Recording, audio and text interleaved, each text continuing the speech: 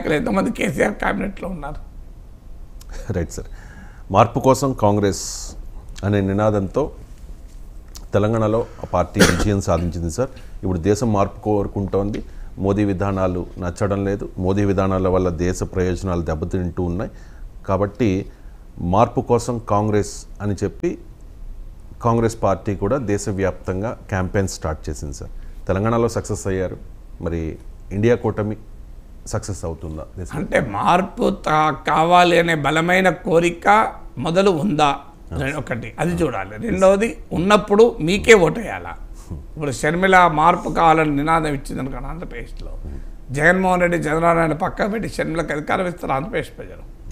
So అందువల్ల మార్పు కావాలి అనే నినాదం ఒకటే కాదు, ఆ నినాదము ప్రజల్లో ఏ రకంగా సేలబుల్ అవుతుంది అంటే ప్రభుత్వం పట్ల తీవ్రమైన ప్రజా వ్యతిరేకత ఉన్నప్పుడు ఒక నినాదం గల్వనైజ్ అవుతుంది.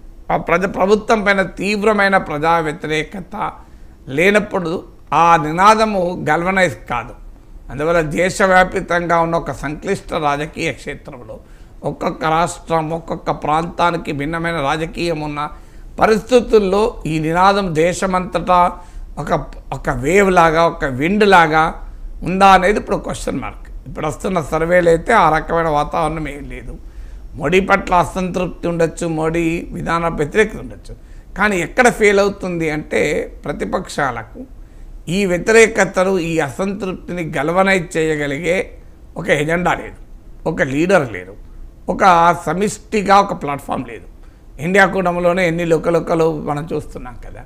సో అందువల్ల ఒక ప్రభుత్వము పట్ల ఒక నాయకుని పట్ల వ్యతిరేకత ఉన్నా కూడా దాన్ని గల్వనైజ్ చేయగలగాలి.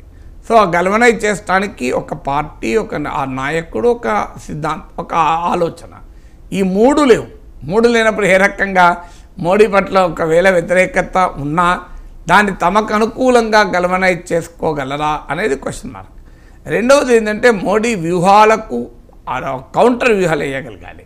సో ఆ వ్యూహాలకు కౌంటర్ వ్యూహాలు వేయగలిగే పరిస్థితులు ఉన్నారా అంటే మోడీ ఆర్థిక అంశాలపైననో ఇతర అంశాలపైన వ్యతిరేకత ఉంటే దాన్ని తనకు అనుకూలంగా మార్చుకోవటానికి ప్రతిపక్షం ఏమీ చేయకపోగా బీజేపీ తెలివిగా, మోడీ తెలివిగా వాటిని డైవర్ట్ చేసి ఆయన వేరే అంశాల్లోకి వెళ్ళిపోతాడు. ఇప్పుడు తమిళనాడు ఉంది, తమిళనాడులో మోడీ పైన అసంతృప్తి ఏంటి, మాకు కావేరీ నీళ్లు సరిగా రావడం లేదు, కేంద్రం పట్టించుకోవడం లేదు అన్నది, నీట్ పైన అసంతృప్తి, హిందీ రుద్దడం పైన అసంతృప్తి, ఇలాంటి అంశాలు అసంతృప్తి ఉంటుంది. అక్కడ వాటి గురించి మాట్లాడడం మోడీ వెళ్ళి కంచి కామాక్షి, మధుర మీనాక్షి శక్తిని తగ్గిస్తోంది ఇండియా అని మొదలు పెడతాడు. సో ఈ will speak on certain things. So అక్కడ ప్రజల్లో ఏది ఉందో తన పట్ల దాన్ని డైవర్ట్ చేస్తాడు. ఇప్పుడు తెలంగాణకు వచ్చి మీరు తెలంగాణలో ITIR ఇవ్వలేదు, తెలంగాణలో ఒక్క ప్రాజెక్టు కూడా జాతీయ హోదా ఇవ్వలేదు, ఇలాంటి అంశాలు కంప్లీట్ పక్కకు వెళ్ళి ఇక్కడ ఓవైసీ, ఇక్కడ మళ్ళీ రజాకర్లు, నిజాము వీటి పట్టుకొచ్చేస్తారు. సో అందువల్ల మోడీకి బీజేపీకి ఉన్న ఈ స్పిన్ డాక్టర్ అనే అంశం మరి ప్రతిపక్షాలు దాన్ని ఎలా కౌంటర్ చేయగలుగుతున్నాయి? దీనికి ఒక కన్విన్సింగ్ నరేటివ్ మోడీ ప్రత్యర్థి దగ్గర ఉందా అంటే అన్ఫార్చునేట్లీ లేదు. అది అందుకే వీళ్ళకున్న ప్రాబ్లం. ఇక మూడోది మోడీ రాజ్యాంగాన్ని నాశనం చేస్తున్నాడు, ఇదొక విమర్శ. ఈ అంశాన్ని తీసుకుని జనంలోకి ఏ రాజకీయ పార్టీ ఎప్పుడు ప్రచారం చేసింది? కాంగ్రెస్ పార్టీ మన తెలంగాణలో అయినా ఒక్క మీటింగ్ అనే పెట్టి ఇంకో మోడీ వస్తే రాజ్యాంగానికి ఈ రకంగా సమస్యలు తెస్తున్నాడు అని ఒక మీటింగ్ పెట్టి చెప్పిన ఉదాహరణ ఉందా?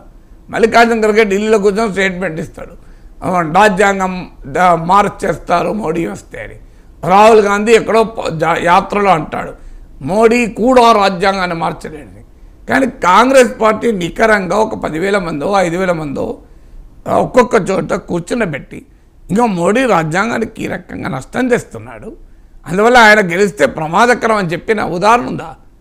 మరి అది ఎలాంటి రోజు బీజేపీ ఏమో తన ఐడియాలజీని అటు బాలీవుడ్ సినిమాల నుంచి మొదలుకొని క్షేత్రస్థాయిలో సంఘ్ ప్రచారకులు, బూత్ కమిటీలు, బూత్ ఒక్కొక్క ఓటర్కు వెళ్ళి చెప్తుంటే ప్రత్యర్థులు ఏం చేస్తున్నారు?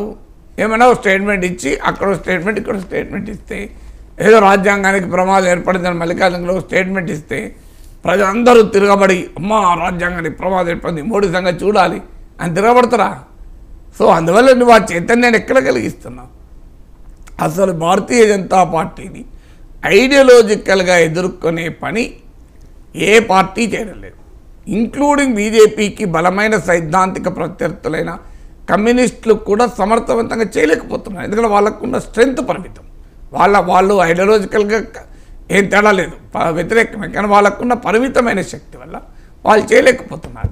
ఒకప్పుడు ఏముండే అంటే వామపక్షాలకు 60 సీట్లు ఉండే యూపీఏ హయాంలో సమయంలో. అప్పుడు ఏంటంటే దేశంలో ఉన్న ఇతర పార్టీలకు ఒక ఇరుసులాగా వామపక్షాలు పనిచేవి.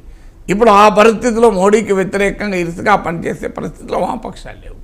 మిగతా పార్టీలు ఏవి ఐడియాలజికల్గా బీజేపీని ఎదుర్కోవడానికి రెడీగానే లేవు, సిద్ధంగానే లేవు. తర్వాత ఎదుర్కోగలిగే సామర్థ్యం ఉందా లేదా అని అందుకే అడుగుతున్నాం కదా. కాంగ్రెస్ కానీ బీఆర్ఎస్ కానీ తెలంగాణ రాష్ట్రంలో ఎన్ని మీటింగ్లు పెట్టి మోడీ వల్ల రాజ్యాంగానికి ప్రమాదం వస్తుంది, మోడీ ఆర్థిక విధానాలలో ఈ నష్టం వస్తుంది అని ప్రజలకు చెప్పిన ఉదాహరణ ఉందా?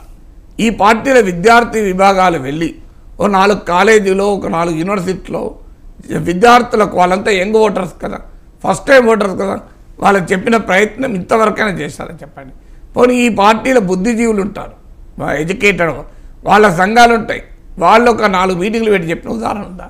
మరి ప్రజలు ఎందుకు తిరగబడతారని మోడీకి వ్యతిరేకంగా మీరు పేపర్ల స్టేట్మెంట్ ఇస్తే తిరగబడతారా? మీరు ప్రజలలో ఆ కాన్షియస్నెస్ క్రియేట్ చేసే ప్రయత్నమే చేయడం లేదు కదా.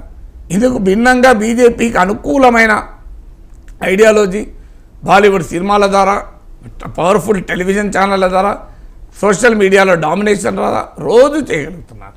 వీళ్ళు ఏమీ చేయకుండా బీజేపీని ఓడించాలని ఎక్కడికి ఓడిస్తారండి. రైట్ సార్, ఇక చివరిగా ఉచితాలను నిషేధించాలి